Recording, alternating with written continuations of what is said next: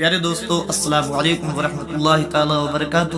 آپ دیکھ رہے ہیں اپنا یوٹیوب چینل اسلامک کنٹینٹ دوستو آج کی ویڈیو کے اندر ہم آپ کو بتانے والے ہیں نماز غوثیہ کا طریقہ۔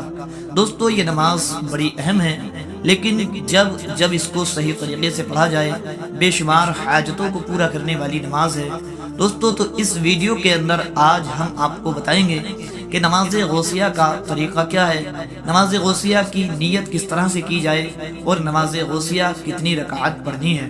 دوستو آپ بنے رہیے اس ویڈیو کے آخر تک، اور انشاءاللہ اگر یہ ویڈیو آپ پورا دیکھتے ہیں تو آپ کی جو ضرورتیں اور حاجتیں ہیں انشاءاللہ ضرور پوری ہو جائیں گی۔ دوستو بات شروع کرنے سے قبل آپ سے گزارش ہے کہ آپ ہمارے یوٹیوب چینل پر اگر نئے ہیں تو آپ ہمارے یوٹیوب چینل کو ضرور سبسکرائب کر لیں، اور اگر ویڈیو اچھی لگے تو لائک ضرور کریں۔ پیارے دوستو آئیے بلا تاخیر شروع کرتے ہیں نماز غوثیہ کا طریقہ۔ دوستو نماز غوثیہ کا طریقہ بتانے سے پہلے دو باتیں میں آپ سے عرض کر دوں۔ یہ نماز بڑی اہمیتوں کی حامل ہے، اور الحمدللہ جس نے بھی سچے دل سے اس نماز کو ادا کیا اس کی ہر حاجت پوری ہو گئی، اس کی ہر ضرورت پوری ہو گئی۔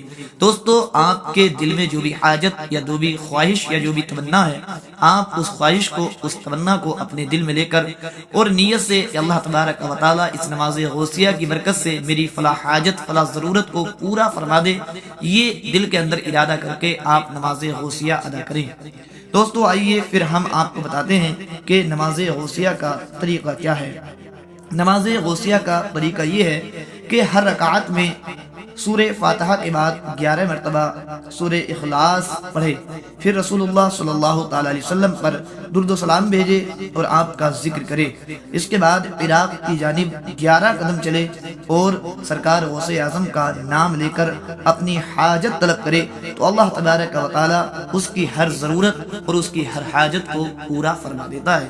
پیارے دوستو اسی کے ساتھ اب ہم آپ کو بتاتے ہیں کہ یہ نماز آپ کو کتنی رکعت پڑھنی ہے۔ تو پیارے دوستو آپ کو صرف 2 رکعت نماز نفل نیت سے آپ کو ادا کرنی ہے، اور 2 رکعت میں آپ کو یہ کرنا ہے کہ ہر سورت کے بعد سورہ اخلاص یعنی کہ سورہ فاتحہ پڑھنے کے بعد سورہ اخلاص 15 مرتبہ پڑھنی ہے، اور اس طرح سے باقی جو نماز ہے وہ اور نمازوں کی طرح پورا کر لینا ہے۔ اور نماز پورا کرنے کے بعد آپ کو 11 قدم بغداد کی طرف چلنا ہے، اور پھر سرکار غوث اعظم کا نام لے کر اللہ تبارک و تعالیٰ کی بارگاہ میں دعا کرنا ہے تو اللہ تبارک و تعالیٰ آپ کی ہر حاجت کو پورا فرما دے گا۔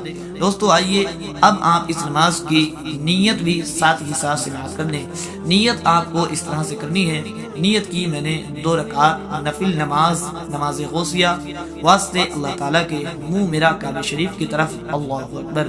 دوستو ایک بات اور یاد رکھیں، یہ نماز اللہ تعالیٰ ہی کے لیے ہے۔ کوئی بھی شخص ہرگز یہ نہ سوچے کہ یہ نماز غوثیہ ہے تو یہ غوث پاک کے لیے ہے، ایسا ہرگز نہیں ہے، بلکہ یہ نماز اللہ ہی کے لیے ہے۔ پھر ذہن میں آپ کے سوال آ رہا ہوگا کہ آخر اس نماز کو نماز غوثیہ کیوں کہا جاتا ہے؟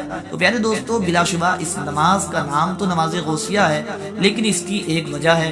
اس کی وجہ یہ نہیں کہ یہ غوث اعظم کے لیے پڑھی جا رہی ہے، بلکہ اس کی وجہ یہ ہے کہ اس نماز کا طریقہ جو ہے وہ سرکار غوث اعظم رضی اللہ تعالی عنہ نے بتایا ہے کہ جو بھی شخص 2 رکعت نماز اس طرح سے پڑھ لے اللہ تبارک و تعالی اس کی ہر حاجت کو پورا فرما دیتا ہے۔ تو پیارے دوستو اس نماز کا نام جو نماز غوثیہ ہے وہ غوث اعظم کے بتانے کی وجہ سے ہے، کیونکہ اس نماز کا طریقہ سرکار غوث پاک رضی اللہ تعالی عنہ نے بتایا ہے، اس لیے اس نماز کو منسوب کر کے سرکار غوث اعظم رضی اللہ تعالی عنہ کی طرف کہتے ہیں کہ اس نماز کو نماز غوثیہ ہی کہنے لگے، ورنہ یاد رکھیں یہ نماز ہے اللہ تبارک و تعالیٰ کے لیے ہی۔ ہرگز کوئی بھی شخص یہ نہ سوچے کہ یہ نماز غوث اعظم کے لیے ہے۔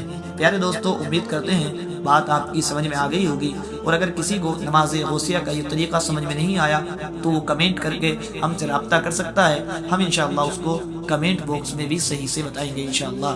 السلام علیکم۔